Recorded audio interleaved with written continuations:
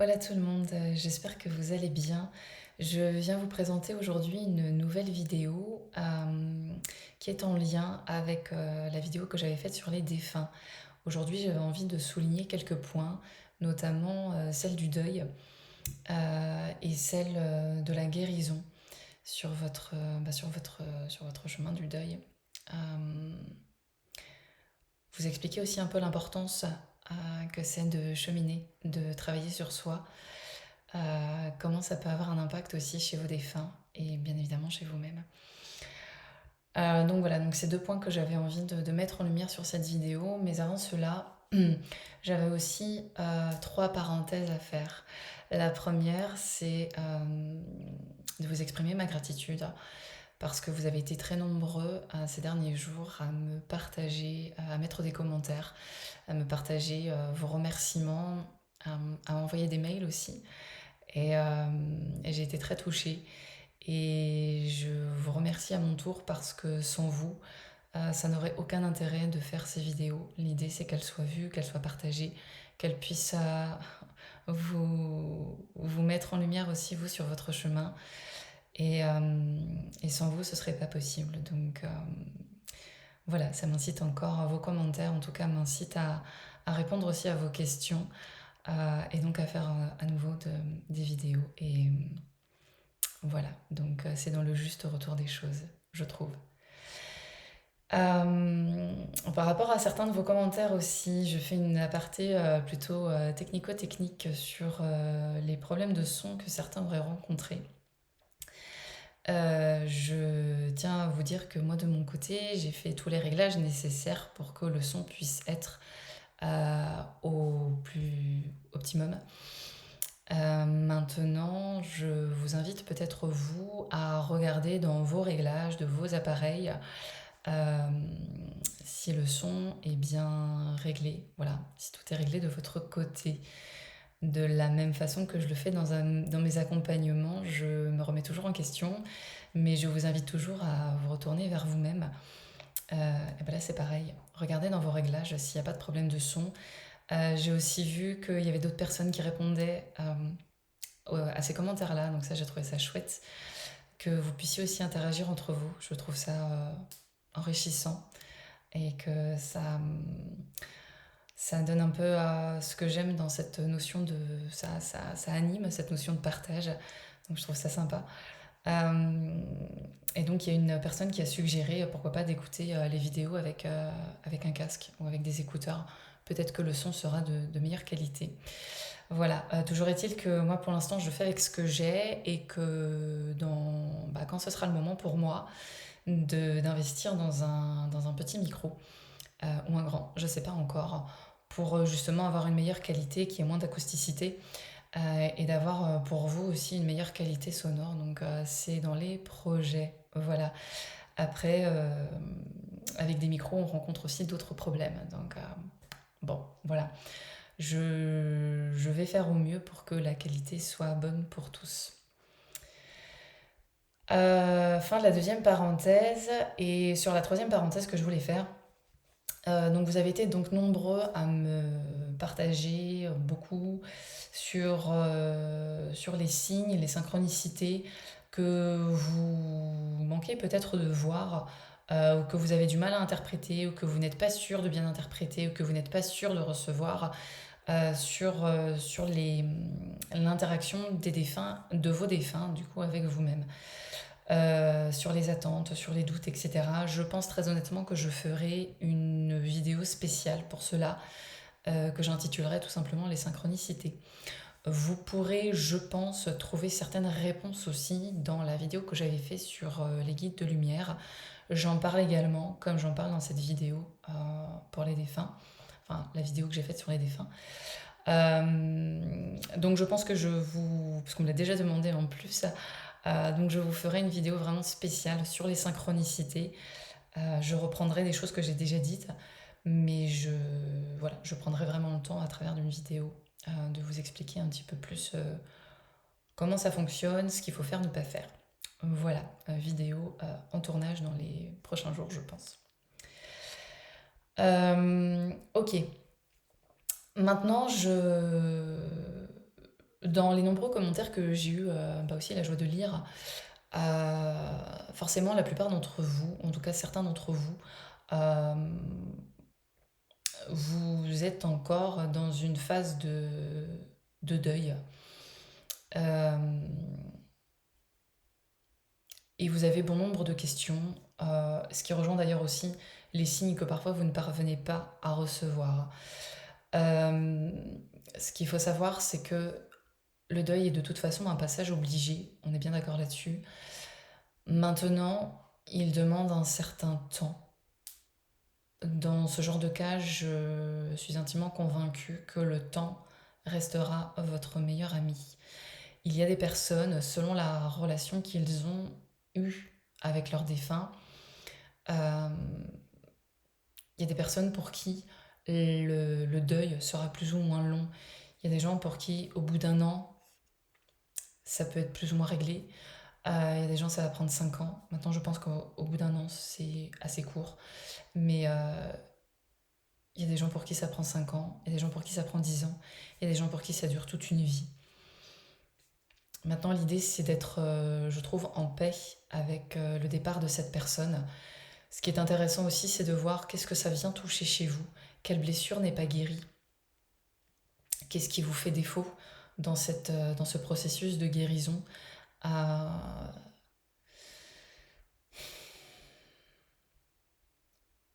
Allez chercher plus en profondeur, tournez-vous vers vous-même, même si c'est difficile, même si au départ, évidemment, quand on perd quelqu'un, c'est comme si on était un peu dans un... On était un peu perdu dans le vide et, et on manque de repères. Maintenant, le tout, ces phases-là, elles sont importantes. Si vous perdez une personne qui vous est chère, c'est normal. Enfin, c'est normal dans le sens d'être dans cette sphère de... dans cette espèce de flottement. C'est normal et c'est souvent nécessaire à votre incarnation. Parce que forcément, quand il y a un changement quel qu'il soit, et notamment sur la perte d'un être cher, on, on passe forcément par une phase de transformation. Et cette phase de transformation va permettre à votre âme d'évoluer. Maintenant, c'est sûr que quand on est en plein dedans, on n'a pas forcément ce recul. Et c'est très compliqué parfois quand il y a de la douleur, de la souffrance. C'est très compliqué d'avoir ce discernement-là, c'est évident. Maintenant, ce que j'observe aussi, c'est que beaucoup d'entre vous avaient besoin de rassurance. Encore une fois, je trouve ça légitime. Il n'y a pas de jugement à avoir là-dessus.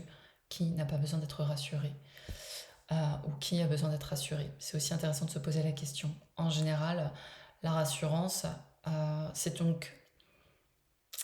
Elle arrive parce qu'on a une perte de repères, parce que les choses ne rentrent plus dans une habitude, dans un cadre. Maintenant, qu'est-ce qui aime dans l'humain cadrer les choses? C'est le mental et c'est l'ego. C'est lui qui a besoin d'être rassuré ou c'est votre enfant intérieur qui a besoin d'être rassuré. Le deuil que vous êtes en train de vivre ou que vous avez vécu vient forcément faire écho à quelque chose que vous avez vécu étant enfant et qui n'est pas forcément complètement guéri. Maintenant, blessure ou pas, le deuil vient toujours rouvrir une plaie, quelle qu'elle soit. Et encore une fois, c'est complètement ok, il n'y a pas de jugement là-dedans. Je pense qu'il serait intéressant de vous partager aussi ce que traverse, en tout cas des informations que j'en ai reçues, ce que traverse l'âme au moment où elle quitte son plan terrestre et qu'elle rejoint la maison, comme j'aime l'appeler. Euh, Au moment où l'incarnation se termine et où l'âme s'élève, de la même façon que nous, ici-bas, on vit un deuil, l'âme, alors, ne vit pas son deuil, mais c'est presque comme si elle vit, enfin, ça porte pas l'appellation du deuil, euh, en tout cas pas au sens auquel nous, on l'entend. En revanche, il y a comme un espèce, effectivement, de deuil terrestre. L'âme passe dans un espèce de sas, de décompression, de transition, où euh, beaucoup de choses vont venir s'effriter, vont venir s'épurer pour qu'elle puisse continuer son ascension. Euh,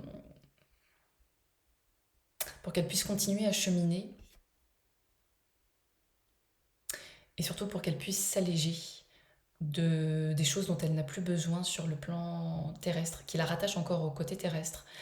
Elle a besoin d'un temps, d'un laps de temps pour se défaire de ses attaches terrestres, karmiques, des choses dont elle a plus besoin. De la même façon, quand l'âme s'incarne, elle a tout son bagage de d'expériences, de choses qu'elle va vivre. Et pourtant, quand on arrive sur Terre, on a oublié ce qui s'est passé avant. Là, c'est un petit peu pareil. C'est pas pour oublier ce qui s'est passé sur le plan terrestre lorsque l'âme quitte ce plan-là. C'est pas pour oublier, mais c'est pour s'alléger de fragments, d'énergie, de matière. Il y a un sas de décompression pour lui permettre de se réadapter aussi à sa nouvelle maison. Voilà. Pour se réadapter dans cette nouvelle énergie dans laquelle elle est en train d'ascensionner.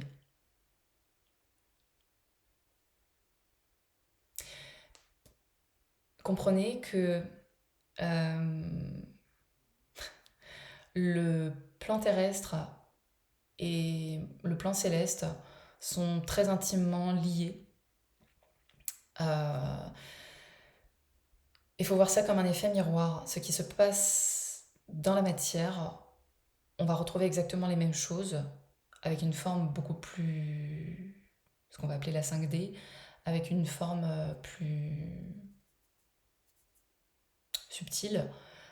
On va retrouver la même chose en fait. Ces deux plans qui avancent, qui sont en parallèle en fait. C'est pour ça qu'on appelle ça les mondes parallèles d'ailleurs.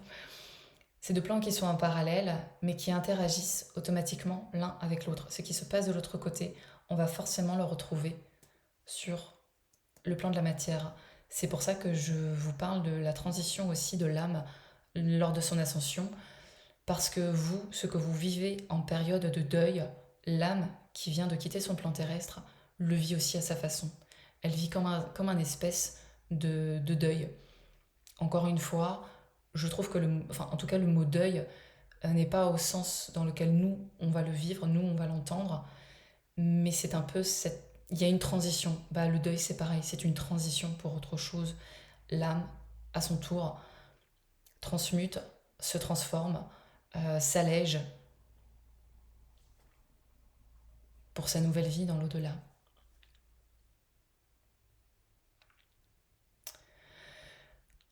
Euh, tant que tant que vous êtes dans une phase de deuil très intense,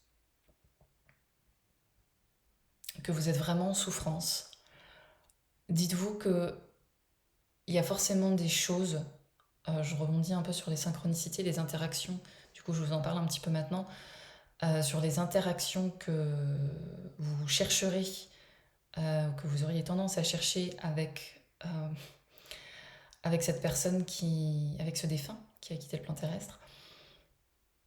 Tant que vous êtes en souffrance, il va être difficile de percevoir les signes.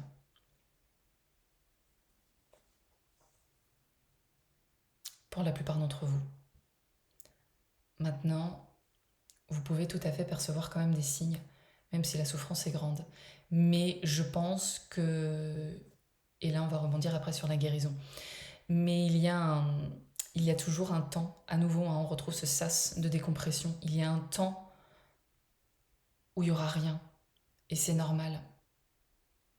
Pour la plupart d'entre vous, encore. Maintenant, il y a toujours des exceptions. Tout dépend du lien. Tout dépend de votre sensibilité, de votre médiumnité. Il n'y a pas de règles. Les choses ne sont pas coulées dans le béton. Je parle pour le plus grand nombre et je parle de manière générale. Voilà. Après, il y a toujours des exceptions.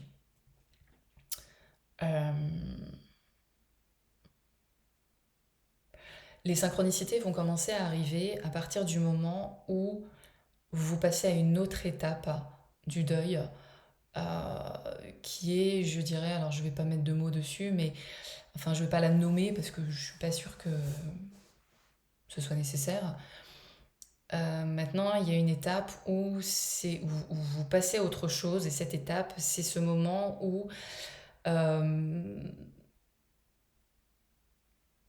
vous réintégrez davantage votre quotidien. Euh, la lourdeur de ce deuil, la souffrance n'est plus aussi prédominante que ce que ça a pu être au départ. Et du coup, vous continuez, vous n'avez pas le choix de toute façon que d'avancer. Donc vous continuez en fait à avancer dans votre vie, dans votre travail, dans votre scolarité, dans votre quotidien tout simplement, hein, dans votre vie de famille. Vous continuez à avancer, vous arrivez à nouveau à repasser des moments normaux, je dirais, ce qu'on peut qualifier de normal. Et du coup, vous pensez moins à ce départ, vous pensez moins à cette souffrance. Ça vient quand même, c'est quand même là, ça vient faire parfois des allers-retours. Il y a des moments vous avez des moments de tristesse, des grands moments de tristesse, ou peut-être de colère, ou autre hein, d'ailleurs, hein, peu importe, en fonction de ce que ça vient faire, de ce que ça vient réveiller chez vous. Mais vous passez à cette étape où vous êtes, oui, il y a encore cette souffrance, quelle qu'elle soit, peu importe la façon dont elle se manifeste. En revanche, il y a quelque chose qui a changé, et ce qui a changé, c'est que vous continuez malgré tout d'avancer, et vous vous concentrez un petit peu plus sur votre vie plutôt que sur la souffrance que ça vient chercher chez vous. À partir de là, vous allez pouvoir commencer effectivement à recevoir, si vous le souhaitez et si vous le demandez, ou si votre défunt vous invite à cette communication, vous allez commencer à recevoir des signes, des synchronicités. Mais il n'y a qu'à partir de là que vous allez pouvoir davantage rentrer en contact avec ce défunt. Avant, il y a vraiment ce sas de décompression, que ce soit pour vous ou pour ce défunt. Ce choc qu'il faut encaisser, tout simplement. Je vais pas trop m'étaler sur les synchronicités. Encore une fois, je ferai une vidéo à part. Je, je vous en parlerai ouais, dans une autre vidéo. Je voudrais aussi vous parler justement de ce chemin de guérison. Euh,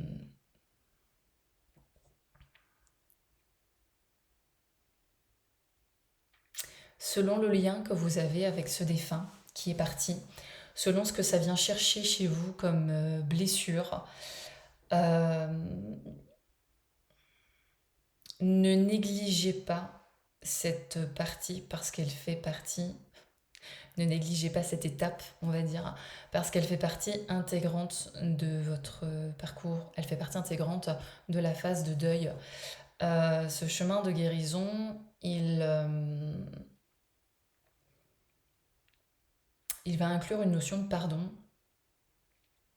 Et je vous invite du coup à, pourquoi pas, jeter un coup d'œil à la vidéo que j'ai fait aussi sur le pardon.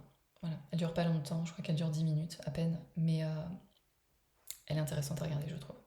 C'est pas parce que c'est moi qui l'ai faite, je m'en fous. Mais je trouve que c'est intéressant, en tout cas. Euh, Le chemin de guérison, c'est un chemin de résilience vers soi, d'abord, pour enfin trouver la paix. C'est à partir du moment où vous serez... Parce que finalement, la question, c'est quand est-ce que le deuil s'arrête? Quand est-ce que cette phase de deuil s'arrête? Est-ce que c'est quand on arrête de penser à la personne qui est partie? Est-ce que est-ce que c'est quand on arrête de pleurer cette personne que le deuil est fini? Je sais pas.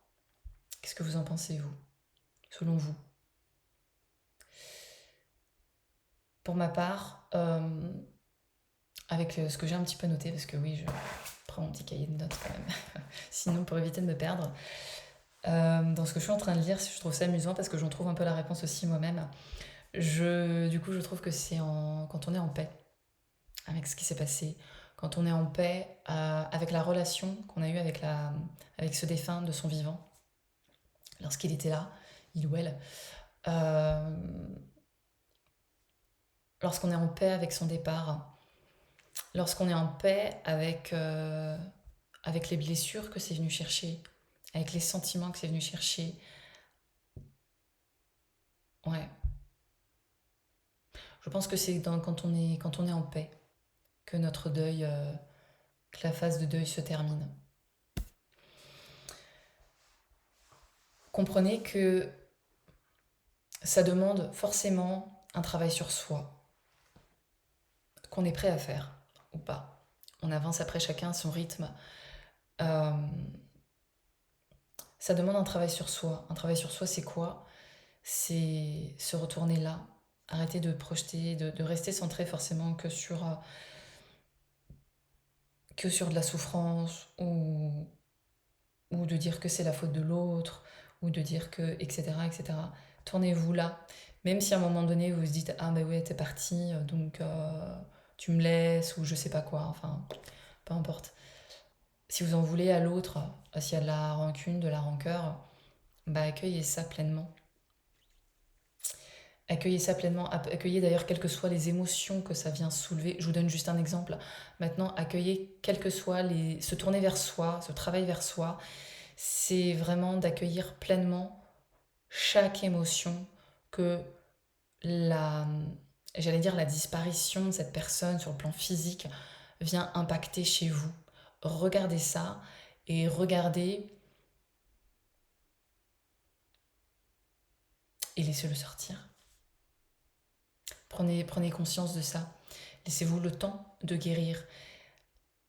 Parce que ce qu'il faut comprendre, c'est que je vous rappelle que le plan terrestre et l'au-delà sont intimement liés.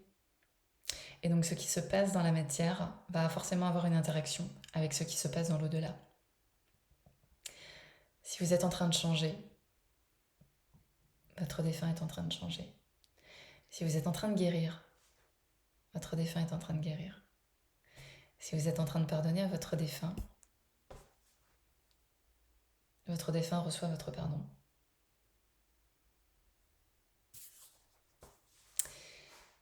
Du coup, vous ascensionnez tous les deux. Du coup, vous évoluez ensemble. Ôtez-vous de cet esprit que parce que l'un est dans la matière et l'autre ne l'est plus, que vous êtes séparés. Il n'y a rien, il n'y a rien, il n'y a rien, il n'y a rien qui vous sépare de votre autre, de votre défunt. Rien du tout. Si ce n'est effectivement le fait qu'on ne soit plus sur le même plan. Là, forcément, oui, vous pouvez plus prendre votre téléphone, passer un coup de fil, entendre sa voix, le toucher. C'est évident. Mais je dirais presque qu'en fait c'est tout. Et ça paraît beaucoup. Et c'est beaucoup, évidemment. Quand on perd quelqu'un, c'est beaucoup. Maintenant, essayez d'avoir une vision plus large. Je le dis souvent, je ne sais plus dans quelle vidéo je l'ai dit d'ailleurs. En tout cas, je le dis souvent. Vous avez une caméra de recul et vous vous reculez de la situation, de la souffrance dans laquelle vous êtes. Et il y a une vision plus globale. Maintenant, quand on est dans la souffrance, quand on vient de perdre quelqu'un, encore une fois, c'est compliqué. Moi, je vous donne juste des informations. Après, vous en faites ce que vous voulez. Vous n'êtes pas obligé de les suivre. Maintenant, si je vous les donne, c'est que il y a peut-être quelque chose à trouver derrière ça. Prenez ce qui est juste pour vous, en tout cas. Ce que je voulais surtout que vous reteniez, c'est que quand vous êtes sur un travail quand vous travaillez sur vous-même, à comprendre, à, à comprendre pourquoi ces blessures, qu'est-ce que ça vient chercher chez vous, et que vous êtes en train de mettre du baume au fur et à mesure sur vos plaies, sur vos souffrances, ça va vous ramener à des choses de quand vous étiez tout petit, parce que c'est de là que ça part. À l'intérieur de soi, on a tous notre enfant intérieur qui est tapis dans l'ombre, recroquevillé sur lui-même, en train de pleurer parce qu'il est pas rassuré, parce qu'il a peur, parce que si, parce que ça. Retrouvez cet enfant-là, retrouvez ça. Et ça vous ramènera à un moment donné, si véritablement vous rentrez dans un vrai travail vers soi, un vrai travail de guérison, vous allez forcément aller loin dans le passé, voire peut-être parfois dans d'autres vies. Mais en tout cas, ce qui est certain, c'est que vous allez aller loin et que vous allez vraiment vous guérir. Maintenant, ça prend du temps, c'est évident. Et votre défunt, souvent, il vient vous donner un petit coup de pouce. Il vient vous aider dans ce chemin, dans ce processus de guérison. Il vient vous accompagner parce qu'il y a un double enjeu. Le premier, c'est votre bonheur, parce qu'en général, ils veulent que vous soyez heureux. Le premier, c'est votre bonheur. Et le deuxième, c'est que si vous, vous êtes heureux, lui, il sera plus heureux aussi. Je vous rappelle que on est tous liés, que vous êtes liés d'une façon ou d'une autre. Tout ce qui va vous rattacher au niveau karmique à votre défunt va forcément, et que vous allez libérer, va forcément avoir un impact sur votre défunt et inversement. C'est les vases communicants. Mais c'est un peu plus que les vases communicants, c'est-à-dire que quand il y en a un qui libère, encore une fois, l'autre, ça va le mettre en travail. Et après, il va se libérer aussi. Au départ, c'est des petites choses. Et puis, ça sera plus grand. Et ce sera évolutif. Et ce sera ascensionnel. N'attendez pas pour ça. N'attendez pas. Maintenant, ça prend du temps. Encore une fois, je le dis, je le répète. Je sais, je me répète beaucoup, des fois dans mes vidéos. Mais c'est pour être sûr que le message, c'est pour être sûr que le message soit bien clair.